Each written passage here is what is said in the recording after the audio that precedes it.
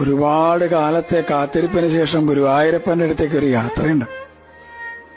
പരിഭവങ്ങളും സങ്കടങ്ങളും പരാതികളൊക്കെ ആയിട്ട് നടന്ന് ആ ശ്രീലകത്തിന്റെ മുമ്പിൽ അങ്ങോട്ട് എത്തുമ്പോ ഭഗവാൻ എങ്ങനെ കാണാം.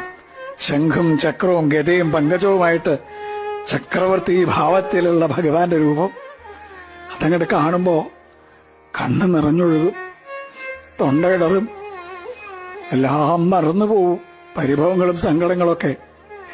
ഗുരുവായൂരപ്പാന്നൊരു വിളിയുണ്ട്. ആ സമയത്ത് ശ്രീലകത്തുനിന്നൊരു നോട്ടമുണ്ട്.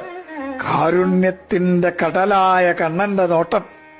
ഞാനില്ലേ കൂടെ എന്ന് പറഞ്ഞിട്ട് ആ കണ്ണനെ ഹൃദയത്തിലേക്ക് നിറയ്ക്കുമ്പോഴേക്കും ദ്വാരപാലകർ നമ്മളെ നിൽക്കിണ്ടാവും. പക്ഷെ ആ കാരുണ്യം നിറഞ്ഞൊരു നോട്ടല്ലേ, അത് മതി നമ്മളെ പരമാനന്ദത്തിൽ ആറാടിക്കാൻ. കൃഷ്ണ ഗുരുവായൂരപ്പ.